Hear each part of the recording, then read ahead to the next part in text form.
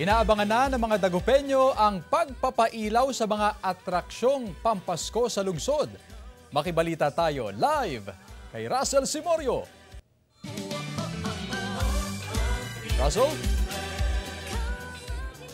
Chris, maagang pagbate ng mga taga-Dagupan. Merry Christmas mga kapuso. Talagang sa mga oras na ito, naghihintay na ang mga taga-Dagupan sa pagpapailaw nitong Quintos Bridge dito yan sa Dagupan City na isa raw sa magiging Christmas attraction ngayong Pasko. At kasabay nga niyan, naghihintay na rin dito, inaasahang magpe-perform ang drum and lyre ng Dagupan City National High School at talagang nag-aabang na, napakasaya na ng mood, maingay na dito sa may Quintos Bridge. At pagdating naman sa seguridad, nakita natin kanina nag-iikot yung mga K9 dogs mula sa SWAT team. Ganun din nag-iikot ang mga pulis ng Dagupan City Police Station, maging ang mga public enforcers ng Poso, Dagupan City.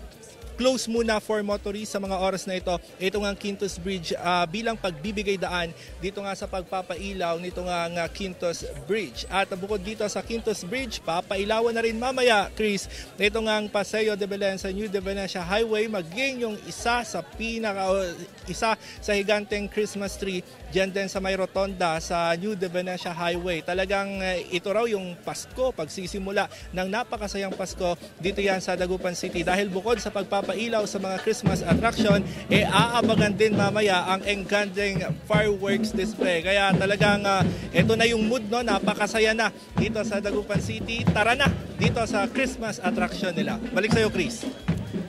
Maraming salamat, Russell Simorio.